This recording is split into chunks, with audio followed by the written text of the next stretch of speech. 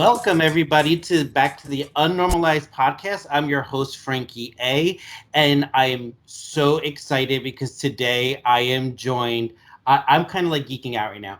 I am joined with somebody that I followed on one of my favorite shows on Bravo, Below Deck. So today I'm joined with Brick Brooke Laughton from Below Deck. She's a super yachty, and I'm excited to talk about all that kind of stuff. So, welcome, Brooke. Thank you for joining me today. I really appreciate it. All the way from the UK. This is my first international interview that I'm having. So that's another whole thing. Amazing.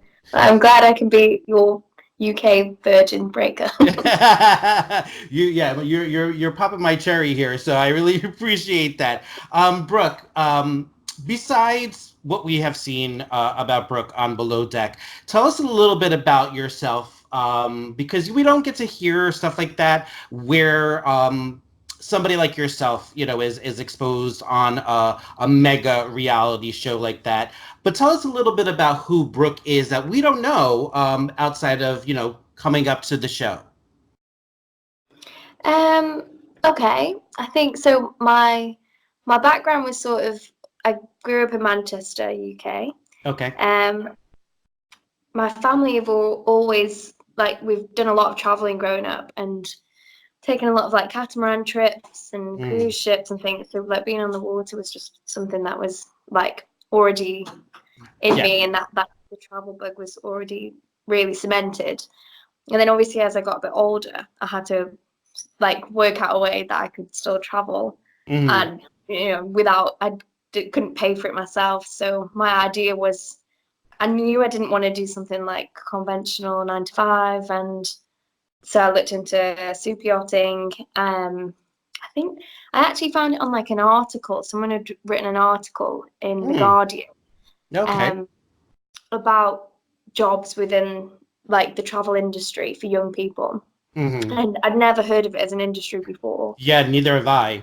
Yeah, and they sort of, it was really glamorized, like this, you can travel the world at someone else's expense on like these $100 million yachts. And I was like, okay, I could definitely see myself doing that. Yeah, right. And I'm also really into writing. So I've studied journalism and creative writing at university, and I had like an idea of doing travel writing along the way and maybe earning a bit of side money from that. And I just looked into it and then had a really messy breakup when I was like leaving university. And before I even graduated, I literally jumped on a plane to south of France, just handed out CVs to the mega yachts there. Wow. And within a few weeks, I joined this boat, which was like very, very renowned. Like it's owned by someone like really high in the film industry. So it was just all celebrities and media moguls. And so I was just thrown in like at the highest level and with no real idea what I was doing. So I just had to learn really quickly. Thrown to the wolves, right? Exactly. Yeah. And that's amazing because like I've always grew up on the water myself. I live here on the Jersey Shore, and my family has always had boats and stuff like that. And we've seen like, mega yachts and stuff, but like never did I really think about there is a whole entity behind that runs the ship, that keeps them, entertained and living that glamorous life. So very interesting how like just from like reading an article, you were able to see, that there was something that you can take all that traveling and with your family and really kind of say, I want to keep this going and make it a career. And that's why we talk to people like Brooke. She like touched on it, that she didn't take the conventional way, because we always get caught up on life going a conventional way, but we never really talk about the other paths that are out there, especially for young people. We're always saying go to college and do like that. Yeah, that's great. I'm a proponent of education, but to have experiences like that shape a person, make them well-rounded, have that experience where they can travel the world. That's something that most people, not even young adults, but people in general don't get to experience. So that's so amazing. Like, and plus, you said you just jumped on a plane. That shows you have a lot of balls because I don't know if I could jump on a plane and just kind of put myself out there Yeah. and make it happen. Like that's a testament to your character. And you, Yeah. yeah. So was that nerve-wracking to just kind of say, or is that just your personality, Brooke, where like you're like throw caution to the wind, take that leap of faith, and you kind of just go for, the things that you want rather than the things Yeah. that are made up for you. It's fair. It is. It's definitely just a big part of my character, just being free spirited and just not worrying and not like Yeah. always just being independent and just thinking, whatever happens, I'll come right in the end, So Mm-hmm. I think I think my like family were more worried and like they said, we she'll be back in 3 weeks, we know it, and then 5 years later I'm still going with it. Still So going like with it. still going with this lifestyle of like I don't live at home and like I just travel with my job all the time. Mm-hmm. Um yeah, so I think just the idea of doing the normal was just so terrifying to me, way more than, doing something that was to most people very out there. Yeah, and that's so interesting to me that like you say that like the unnormalized version Yeah, of life was um more of a comfortable situation for you than the 9 to 5 sitting in a cubicle or an office space or doing yeah, something the conventional way, which the conventional way scared you. And I love that. I am such an unconventional guy. I like to, as I just reached out to Brooke because that's who I am, is I throw myself out there, and you have to take those leap of faith, and for some reason people get connected, and I love that type of person. I love a person who doesn't follow the beaten path and takes risk and chances, because i yeah, find i find that life is generally super badass when you take those leap of faiths and take those risks and do the unconventional route. Mhm. I'm a big believer in just like throwing your energy out there into the universe and just you will always be rewarded. I think. Yeah. I think if you play it safe, then you're always just gonna stay within your box. But if you don't, then big things are gonna happen. And now like where I look at like the lifestyle path I chose compared to my friends from like university and school, it's like night and day. Most of them now have got kids and husbands and living at Yeah. home like 5 minutes from their mum. And I'm not saying that's a bad thing. That's lovely, but it just wasn't for me. And that is very just that the idea of that is like very, I don't know, suffocating to Yeah, me. yeah, I yeah, can't yeah. I totally help hear it. you. So like how like obviously you're still connected to people like at home, and those people Yeah. who took more of a conventional route, like, and again, there, like Brooke said, there's nothing wrong with that. Everybody's life is tailored to themselves and their experience. But when you have such a out of the box experience like you kind of got yourself into, how does like everybody else react around you, especially, not only do you get into super yachting, but then you fall upon a chance of an opportunity to be on a reality show on Bravo. Yeah. What were your surrounding, like your circle kind of like saying like, what is this girl doing? Yeah. Well, they good, probably good in a way. In Mhm. England, it's not a huge thing like Oh, it is in okay. America. It's not. So they're like, oh, didn't you do some show about some cruise ships? I'm like, yeah, let's go with that. But it's nice because when I was living in the US for a bit after the show Mhm. aired, and it was crazy. I was like, people coming up to me asking for selfies. I was like, this is so weird, and I never Yeah. got used to it. And Yeah. then going home, it's like just me, just Just Brooke, just normal back to Brooke. Just normal. normal Brooke. Yeah. So But how did that all come to be? I mean, like you're on Super Yachts, you're working with obviously some very high end clients. And were you approached by the show? Was it something that you sought out? How did that whole thing come to be with like falling into like Bravo and being on the show? well, Andy Cohen, he was always a guest on my first boat, so Okay. I actually knew him quite well. Like he was such a lovely guest. Um, so he kind of would make jokes to the crew about appearing on the show, and like I was like, oh yeah, no, everybody. It's a funny thing. So in this super yachting industry, everybody sees Below Deck as a little bit of career suicide. Yeah.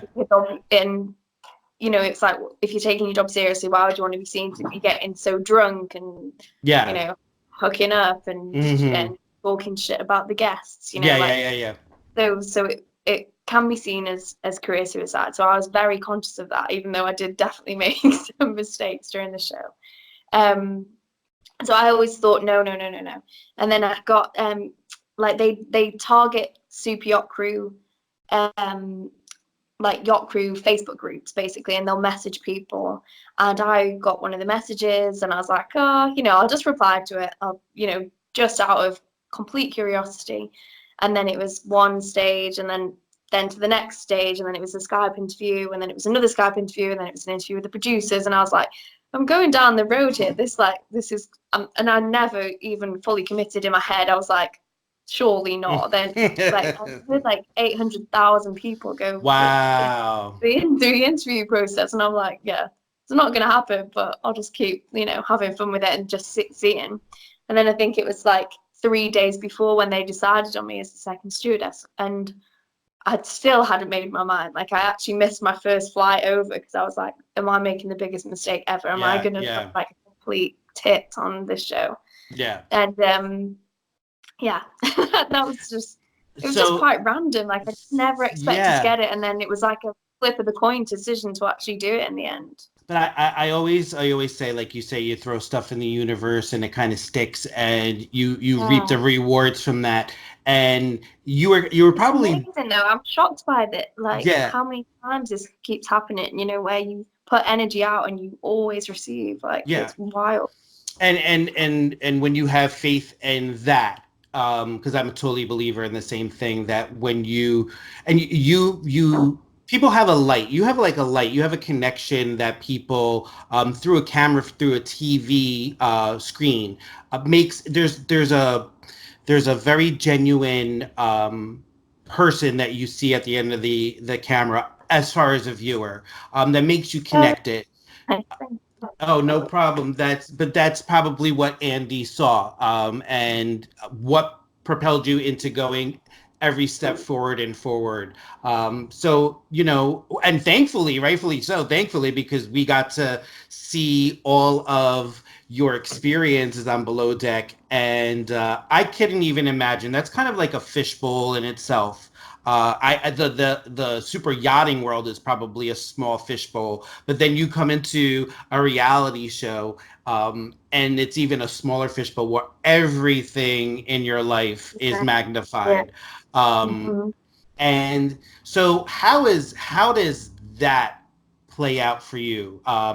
Being on I mean, the yachts are huge, beautiful, $1 million, mega Yeah. $1 million yachts, but they can only be so big when you have a camera crew following you, and Yeah. taping every single thing that you're saying, everything that you're doing.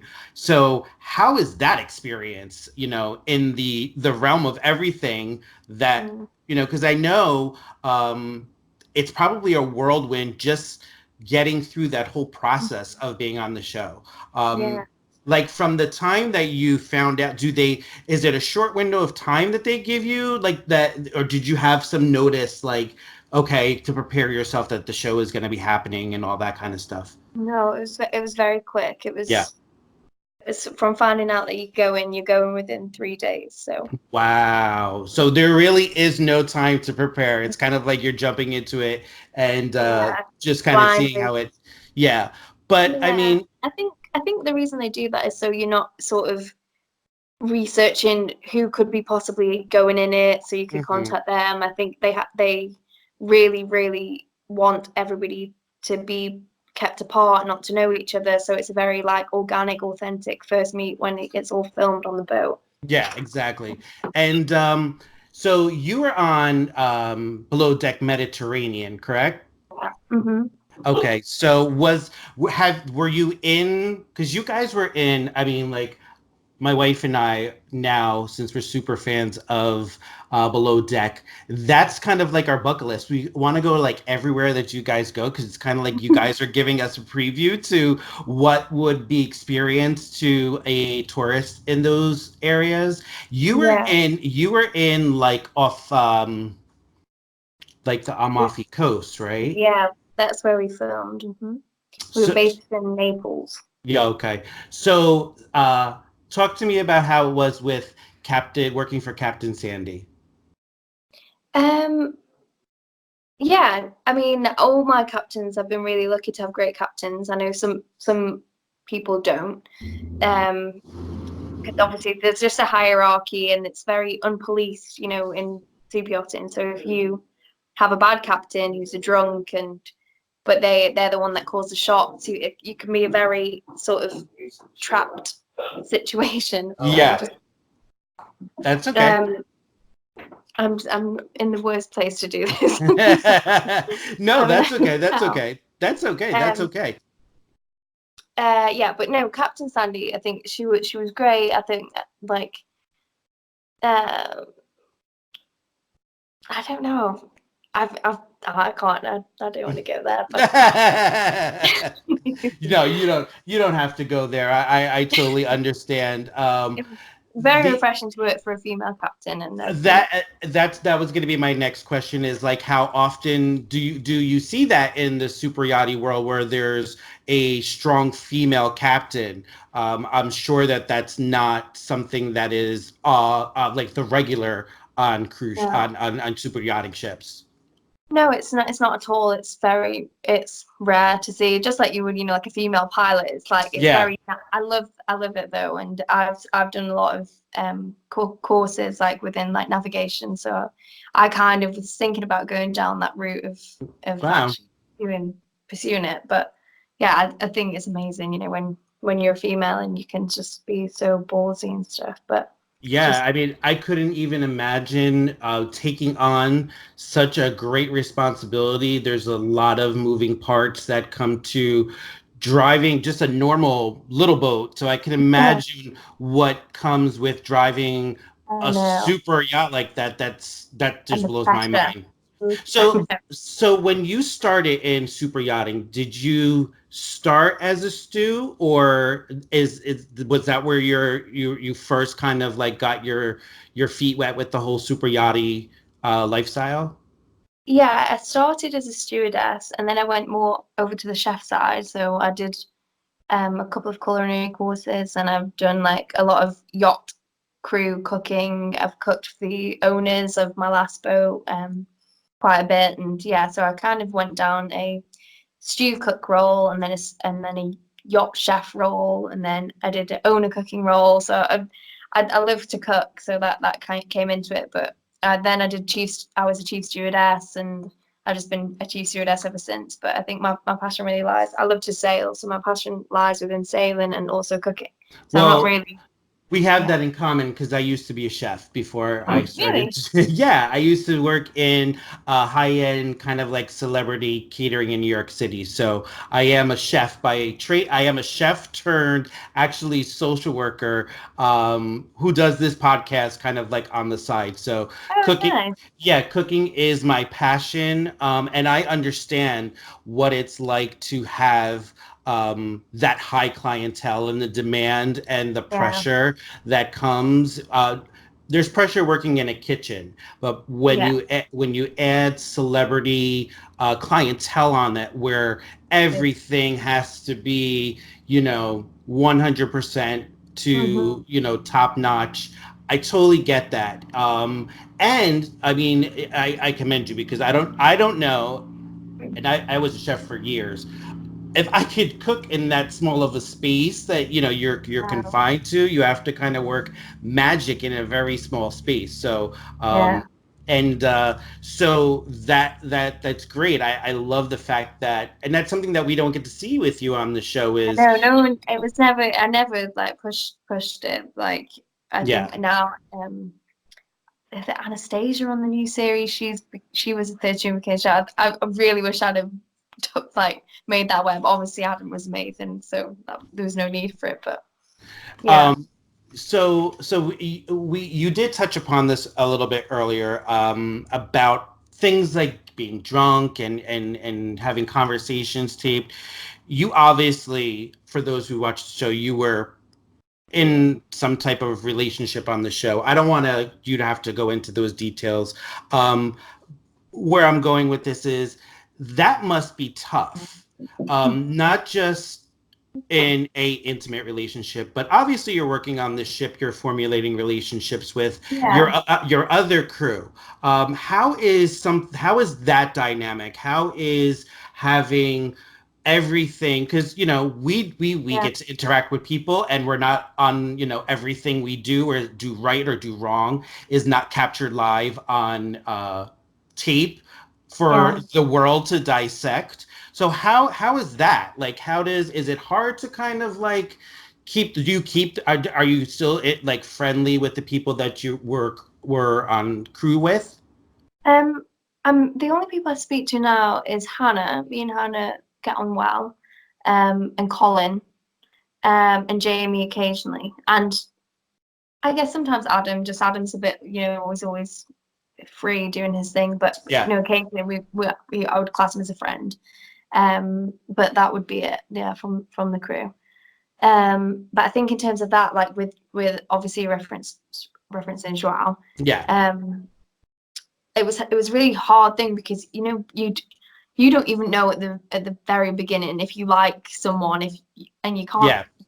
you go on a few dates, it's very, natural. You see them once, you see them twice, you want to see them again, but with that you're just sort of having a camera in your face, like filming every conversation. It's so unnatural because Yeah. I couldn't just, have a conversation like exactly who I am while I've got two cameras from either angle watching me. So, and he was, also in the same position, like putting on a show or whatever. And like, so it was just the whole thing was very unnatural, and it was Yeah. came, it like grew out of a reality TV situation, and much as like I feel like I'm a like very real person, like that relationship was formed on something totally fake, Yeah. Yeah. and I got a little bit swept away with it, just because I didn't really know him, and then it was caught up in this whole, I don't know, I just don't, it makes me feel so uncomfortable that I was a part of that, but obviously it ended, for the right reasons. Yeah, I mean Yeah, that's tough. That's a tough way to um formulate any type of intimate relationship where you want to, in a relationship, you want to expose yourself, you want to give those intimate details, but not everything is meant for consumption everyone on else. national television.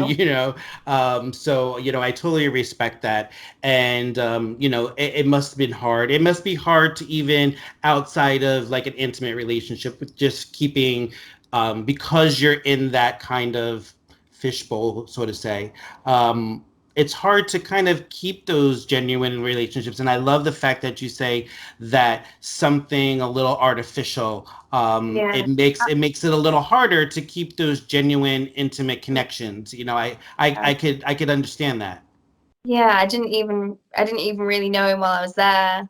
And then you're swept up in the whole of this show airing and all Hmm. the things that I didn't know that were happening. And it was just like and I saw that I got to know someone away from the show, but then watching it back, he was a totally different person putting on an act for the cameras, and I was just like, this is This just a is total facade, and it's just not yeah, me.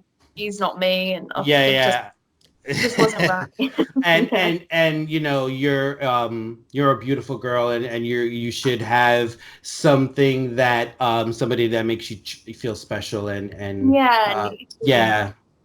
I think it's just like I think, and also which would I've never would have admitted back then was it was like, and this sounds terrible on me, but it was like it got to a point of saving fates and winning the sort of triangle thing. You know what I Yeah, mean? Like, yeah, no, yeah, I mean yeah. that sounds terrible, isn't it? It was just like, I'm sorry, but I'm not being the loser on this TV On this show. But TV show, you're not making me out to be the loser. No, I would be the yeah, same so way it if I was also sitting this. it grew out of that, and then I had to sort of go along with it, and then it just and the I don't know.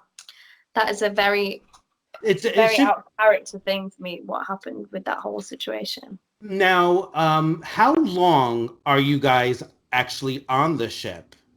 I mean, because when we're watching a full season, and it looks like you Yeah. guys have a couple of charter guests. So, how long are you actually in that situation? So we filmed for 6 weeks. Um, but I said this so many times, like it feels like 6 months. It's like it's the craziest time concept of time ever. So it's only 6 weeks, but you just feel like you're just in this time warp of like crazy exhaustion, drama, everything. So it's only 6 weeks, but then for the following year, you're doing pickup interviews in LA. Hmm. So it's like a long process, you know, where you see the green screen. So you're Yeah. having to revisit what has happened before. So every time you're going back each month, you're like having to revisit and talk about things while they're piecing the story together. And so that can be a bit like hard, you know, artificial wise, because you Yeah. like, oh, I don't even care about this anymore. How am I supposed to show? So that was something else I felt uncomfortable with, because being quite real, like it's hard to be like, oh God, I hate, you know, I Yeah, just didn't yeah, feel yeah. it anymore. I didn't You're care. over you're over it by then. You're over it by Yeah. then. So it's quite a long process, like the whole thing, and then the Mhm. airing goes on for I think it's about 3 months.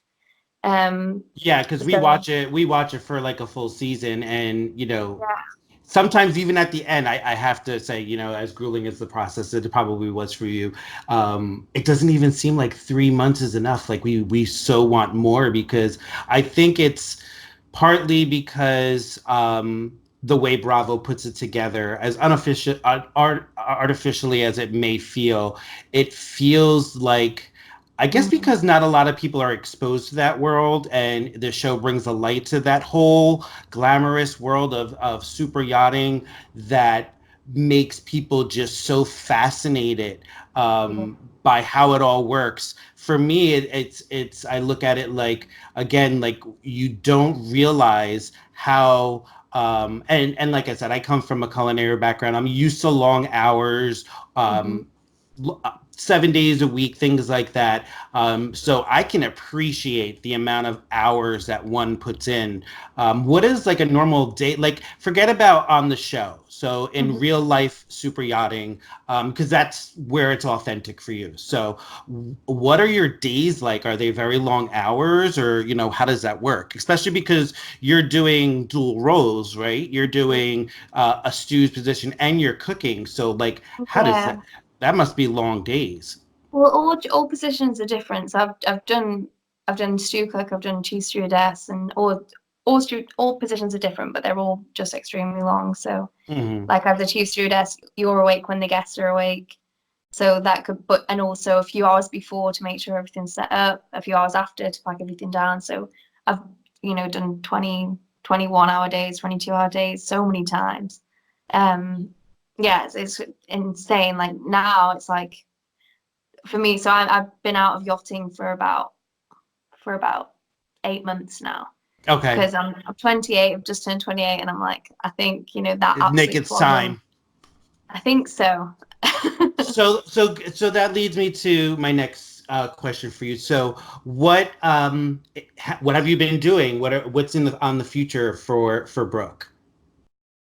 So I'm now working in the United Arab Emirates. So we're still for the same sort of clientele on a really high scale. It's not, I can't really say who I Sure. work, but it's just sort of in a butler role. So it's kind of like a chief stewardess, but a private personal butler for an Arab family basically. Nice. That's all I can say. But No, that's fine. yeah, but at the moment I've had 5 months off, which has been really nice because it's too hot over there in the summer. So I've been doing some traveling. It's been really nice, all paid. So I've been like cycling in Mallorca, sailing. I've been just seeing friends, partying, That's training. that's Yeah, Brooke. That's what life is all about. I know. Trust me. You're young. You need to be out there and experiencing the world. That's a Yeah, phenomenal thing that you need to just absorb. Just go out there and have fun, girl. I mean, that's what yeah, life is about. And I know. you give people, especially young people, a viewpoint that life is just so precious and we have to take the experiences that come our way and make something of it. And I it's know. it Do must be be yeah, it must be phenomenal to be able to travel the world and experience not only traveling but like different cultures and different people. exactly. Yeah. um, and it makes you can tell because that's what makes your personality shine and want to people generally want to gravitate towards you because of the fact that you're so open to different things. So I truly commend you on the lifestyle that you've lived. And it's something that are you had touched upon before about like journalism and travel. Do you Mhm. have any aspirations to maybe pursue that? And I'm not doing journalism anymore, but like I love to write and I write in my own time. I would love to eventually write a book about everything. Like I'm so tired with NDAs like up to my Mhm. eyeballs. So it will be hard, but I'd love to do like a sort of fiction book about, Yeah. just give all different names and things like one day. And I don't know. I know it's very grey area, but I'd love to do that when I'm like 50 and I've got a million kids around me and I can sit on my typewriter with my beautiful house. That's my dream. and But and and no, yeah, at the well, moment, I'm sorry. sure I'm sure that it would be a juicy like book to Yeah. read. And I know Oh, I could imagine just with Bravo and the clientele that you serve outside of being on a reality TV show, all the NDAs that you have to kind of, watch what mm, you say and all that kind of stuff. So, but you're I think you would be onto something if you could yeah. spin it in a way where you can change some of the names and things Yeah, like I'm that. thinking that. But how I'd go about that. So that's sort of work in progress. But at the moment, I'm actually working on an app. I'm working on like a concierge app. Oh, So cool. yeah, I'd love to have my own luxury concierge app, which is like basically a personal assistant at the other end of the phone, whatever you need, a very personal touch on that for really high-end clients. That So is that's so something cool. Now, like, yeah. is that like? Are you like a techie person? Do you like how No, much? oh God, no, No. the opposite. No, I'm just gonna have a lot of people helping me. I just do like the sort of Come the up with dog's work. yeah, come up Yeah, with the they do the the tech, I do concept. the yeah, exactly. Well, that would be phenomenal. I think that would give people that VIP feeling of that side of life on how the other half lives. And what better way to have you do it because you know what that lifestyle is about. You know Yeah, what people want. You obviously are very successful in that industry because people are hiring you, they're trusting you to take care of their clients.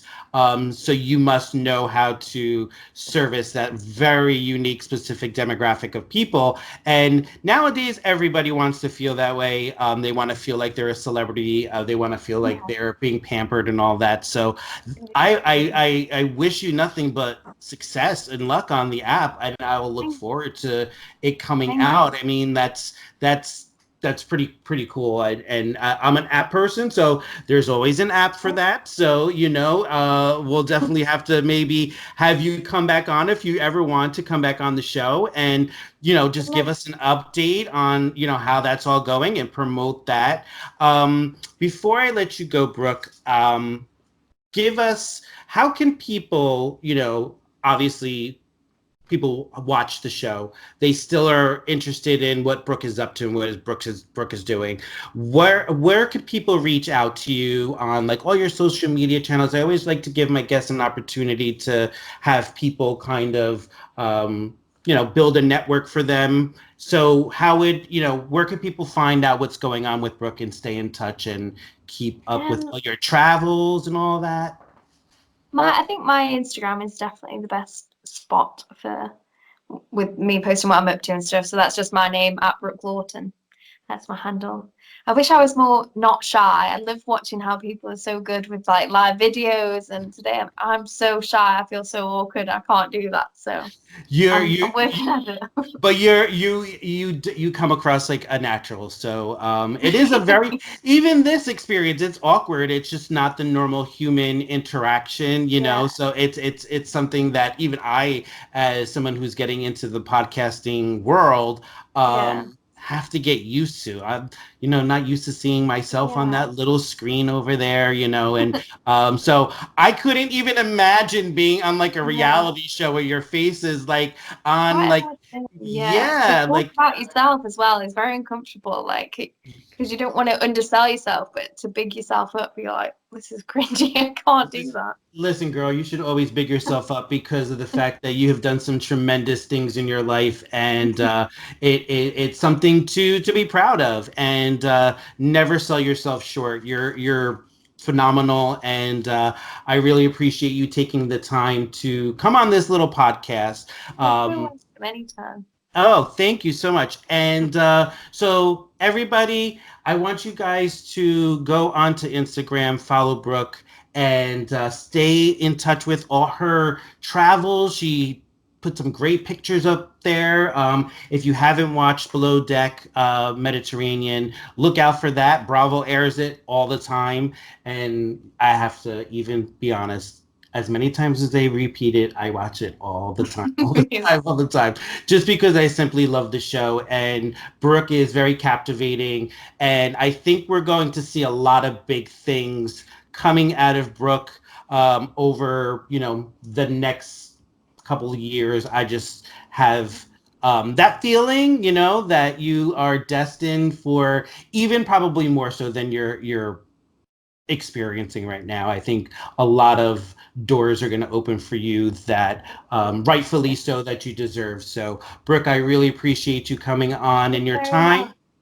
Thank you. It's been lovely talking to you. Absolutely. And thank you for being my first like international. This is like big for me. Like, I to have somebody in the UK talking to me, I feel very so much free time on my hands. Well, I'm glad I caught you at the right time then. But I would love to have Brooke back again in the future to talk about everything that's kind of going on with her.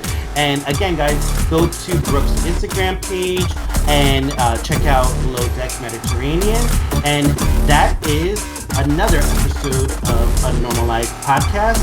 And we will see you soon. So stay unnormalized.